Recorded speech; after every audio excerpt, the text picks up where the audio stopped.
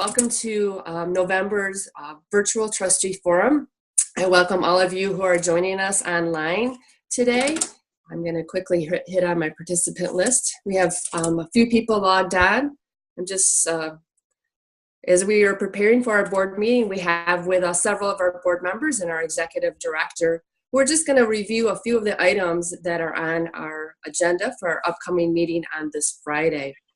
So we really want to make this about good communication, being able to give information out before our board meeting so that if any of you watching or who are watching this a little later have feedback that will help the board in their deliberations, please contact any one of your board members. We'll allow some time for question and answers. We'll try to be as flexible as we can and make this be about what you want to try to get out of it. So let's go ahead and get started. So again, the agenda was made for tonight based on a few topics that the board will be discussing this Friday at the upcoming board meeting. And as we've talked about at our last couple meetings, the board has made a decision to spend a good portion of every board meeting in what we call forward think or generative mode. And I would just like to introduce the topic that the board members will be discussing. This came out of a recent article sent out through the ADA Huddle entitled Recent Trends on Dental Coverage Access. And it highlighted some recent data that was just made available that said for the first time since 2010, the uninsured rate in the US did not fall. And in fact, it's up by almost half. And they related that a little bit to some dental benefits. And certainly with different issues that we have in the state of Michigan with increase on access as well as funding issues, I thought this would be a good topic for the board to explore and talk about all different ways as far as Medicaid, Medicare, what are the challenges, what are the challenges with Medicaid expansion, what are the challenges with Medicare. And another topic that this brings about are the in-office funded dental benefit plans. So probably the number one thing, and when I go around to components that I hear questions about, is always related to dental benefits. So we'll be spending some time in this discussion. And so we certainly welcome your feedback, but we use this to help us flesh out things to investigate further down the road. So look for more information on this. We use these type of topics just to get the board thinking as we move along on this topic. So to go along with our agenda tonight, I'd like to first introduce Dr. Michelle Telek-Gorecki, and she's going to bring us some updates on some recent developments from IFG. Dr. Telek-Gorecki. Thank you, Dr. Peters. Good evening, everyone. I was asked to give you a brief overview tonight of two new endorsement proposals from the MDA IFG board, which will be voted on for potential approval at this week's MDA board meeting. The first one is for a new credit card processing company. Our previously endorsed company, Comerica Merchant Services, unilaterally opted out of its current endorsement relationship with the MDA. It has agreed, however, to pay royalties through March 31st, 2019. The new proposed processor, called BestCard, was originally established by the Colorado Dental Association before going private. It is currently endorsed by 25 dental associations. Currently, the MDA uses it to process members' dues and payments for CE classes, so we were very familiar with how BestCard works. Their technology overlays many practice management systems and saves members an average of 23% per year on credit card processing fees. They have also guaranteed a minimum royalty of $24,000 per year for 2 years to the MDA to assist that transition period. The second proposal is from a Canadian-based company called Surgically Clean Air. You may have seen them at some of our meetings. They were a platinum sponsor for our annual session. This is an air cleaning equipment company, and they make this air cleaning equipment that combines air filtration, carbon filtration, and UV light for sterilization, along with a negative ion generator to remove about 99% of in-air particulate. So cleaner air in our offices obviously benefits both staff and patients. That's how they're touting it. And they will pay us a 2% royalty on units sold to MDA members. I would be very happy to answer any questions that anybody might have about either of those proposed product endorsements. I was at the last MDA IFG meeting when those products were reviewed, discussed, and recommended for endorsement. So I can give a few minutes for people if they want to type in a question. And if Dr. Peters isn't seeing anything, then we will go ahead and let Dr. Eric Knudsen, who will be next up to speak, and he's going to tell you about a proposed mentorship program and the MDA Awards. Thank you very much for your time. Thank you. I have the opportunity to speak on two topics, mentorship program and then also the MDA Awards. And I'm going to start out with the mentorship program. It was one of the things that when I ran, actually, I had mentioned that in a speech about how mentorship is one of the important things as professionals. And I was fortunate enough to practice with my father for 10 years and saw the value of it. And it's one of those things I'm really excited to announce that our new dentist committee has come up with some options for a mentorship program. They utilized a couple things to come up. There was a white paper by Association Laboratory that came up the 3 factors that make it essential to program success for a mentor program. It had eliminating structural barriers to interaction. We had to eliminate cultural barriers to interaction and make mentoring relevant. So they've gone through several meetings over the past year, and they've come up with several things. They have the overall goal is to provide support and assistance to member dentists throughout the state to ensure success. This will be accomplished through a network of member dentists who provide support by listening, clarifying, and recommending resources to members. They've gone through, they've got duties that are needed. This is a two-way street. This just isn't a seasoned dentist providing mentorship to a young dentist. This can be a young dentist understanding social media and promoting that for, say, a practice that wants to set up a social media campaign. And so it's all ages and all different categories. They'll go through, the MBA is going to screen the mentors. They'll go through their certain qualification category, criteria and skills that they will go through and do. And then they're going to set up a mentor operating protocol. I'll go through those just a little bit so that you can see there's 5 points to that. The first thing is listening to member concerns and helping them to identify the problem, not solve it. Maintaining confidentiality. One of the big important things is we're going to be following the MDA standard of ethics. Obviously, that's a big issue on the mentors will not be making judgments, evaluations, or prescriptions regarding the member or their offer or staff. And the 5th thing is redirecting the mentor to additional resources through the MDA or ADA. Oftentimes, it's just getting them into the right program or contacting the right person. They'll go through, it'll be a self-selected process. We're going to have a list of these mentors, and so a member can get on and go through and see what areas they want help for, and they will also be able to select those mentors with that. And so it's going to be an exciting program. I think it's something that is one of the biggest values for our new members, but for every member, I think one of the biggest values we offer to our membership. The timeline that we're going to be using with that is in January and February, they're going to start taking the applications for the mentors. And then March and April, we'll go through and do our mentor training and onboarding. And then in May, we're hoping to launch the program. So it's a real exciting program. It's one of those things I think it's just got a lot of potential, and I'm excited about it. So that was the first thing. That was the mentor program. The second thing that I was to talk about has to do with our awards. We have 5 MDA awards that we're going to be voting on. One of the things that I've heard from multiple members that are concerned when we're doing voting on this is the voting of these membership awards is done in executive session. This is done on purpose. We may have 5 or 6 just highly qualified people. We need to select one of them. It's not fair to air the laundry out of all these 5 people in public. We're trying to find the best person that's for that. It protects the confidentiality of it, but also we don't want to be knocking anybody down. These are all good people, highly qualified, and so we go through each of these 5 awards in the resolving clause on that one of them is that the discussion of all nominations are to be in executive session. This is not something that's just a recent policy. When these awards were created, it was put in executive session. So I'll go through the 5 that we're going to be reviewing on there with it, and I'll go. Our biggest award that we have is the John G. Knoll Emeritus Award Guidelines. This is our highest award and honor that we have. It's the purpose of this one is to honor a dentist or other individual organization for material material contributions to the MDA or towards advancement of art and science and dentistry, or for contributions in activities of nature which reflect great credit on the profession. That's the top one.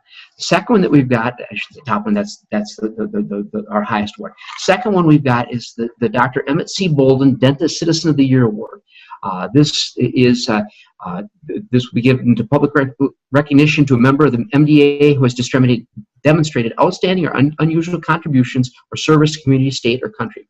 This award may be used to recognize contributions to such areas as government, community economics, public welfare, or any other area which improves the community, state, or nation. Professional contributions need not be considered. It's kind of an interesting thing, and I had just recently was aware of this. Named after Dr. Bolden, who was a 1923 graduate of Howard University. He was very instrumental in Grand Rapids to fight to abolish Jim Crow laws, and it's something it's fairly recent, less than 100 years ago, but this is a big award as well. That one as well, September, all these awards, we have September 1st is the call to nominations. We do it at our November board meeting with it, and again, it's an executive session. The third one is Public Service Award Guidelines. This one can go to any member. The idea of this, or I'm sorry, this is to recognize exceptional current contributions to the public and the dental profession in the field of dental health and related activities. It's an intra and extra professional public relations award that serves not only to recognize current and past contributions, but is also to stimulate further service by others.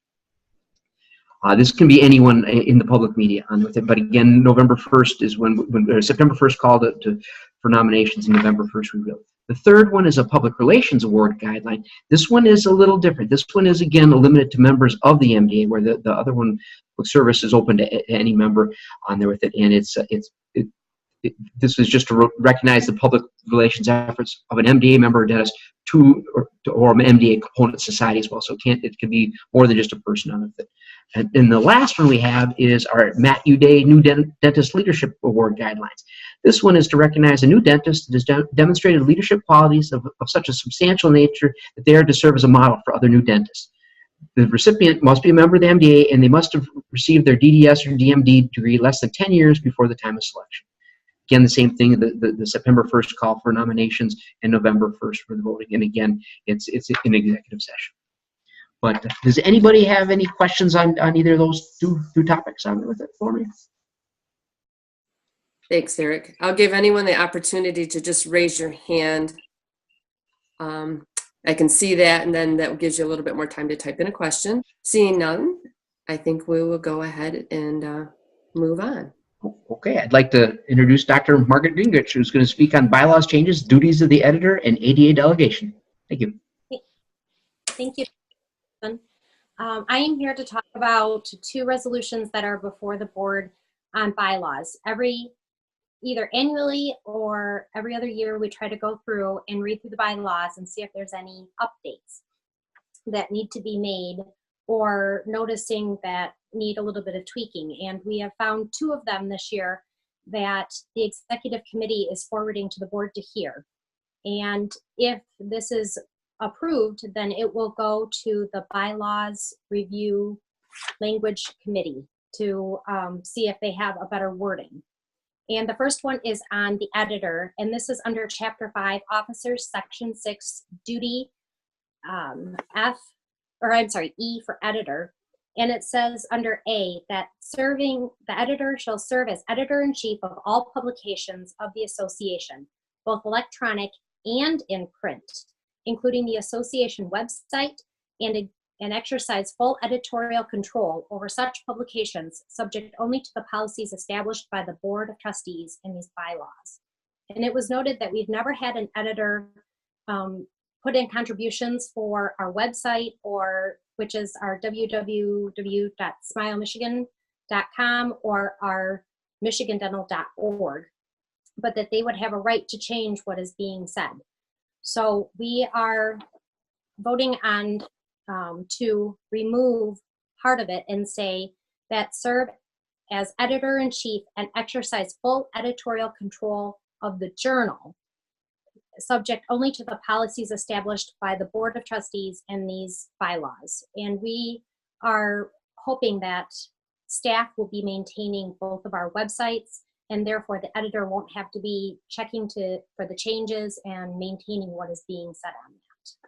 Our second one that we will be hearing is on the mandatory ADA delegation positions for our board members. Most of our executive committee is required to be on the ADA delegation, and it has been brought to our attention that this may stop some people from volunteering their services as leaders of our association because they can't go to the meeting. So we are hearing in front of us to make it optional for all of the members of the executive committee except for the president-elect. And the reason the president-elect would be required to be at the ADA meeting is they serve as co-chair with the president-elect of the Wisconsin Dental Association. And if we didn't have a chair, that could become a major concern. But that everybody else would be allowed to either select to go or not to go. And if they don't want to go, then that would open up more positions for people in the House to vote on members to go to the ADA meeting. That's usually this next year it'll be in September in California, or this last year it was in Hawaii. And this will, if this is approved, again, will be moved to the bylaws language review committee for them to work on the actual language. Is there any questions? Margaret, there is one question, and I think it was just clarification because already the Board of Trustees are not required to go. So the question was executive committee or Board of Trustees. So if you could just clarify that. Yes, it is the executive committee. So we have it in that the secretary treasurer would have the option, as well as Speaker of the House of Delegates, and the editor and the immediate past president will have options to go or not to go. Thank you for that. Thank you. Any other questions for Dr. Gingrich before we move on? And as always, I've made a list of things that people have commented that we can go back over at the end. So, okay, thank you. I'd like to introduce our Executive Director, Ms. Karen Burgess. Thank you, Dr. Gingrich. Just a quick update on what Dr. Gingrich brought forward. Obviously, the board does not make changes to the bylaws. So once something goes through the bylaws language review committee, it would go to the House for consideration in Detroit the first week of May. My topic is to talk to you a little bit about a recommendation from the Board Committee on Finance regarding our policy related to reserves. If you were on our call prior to our most recent board meeting, you know that we were doing an update to our strategic plan, having accomplished some of the objectives. So we were substituting some different objectives, and the board was going to discuss and vote on those. One of the changes that was recommended was that we remove one strategy from our financial objective. We had a financial objective of being in the black for our annual budget, and one of the ways that we were going to accomplish that was by maintaining a 75% minimum level of reserves.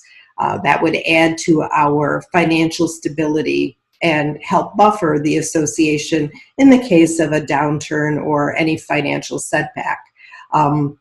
It was agreed by the board at our October board meeting that having that as a strategy in the strategic plan basically was taking up unnecessary space. We could actually handle that through policy. So it was referred to the Board Committee on Finance to come up with the appropriate language and to make a recommendation to the board.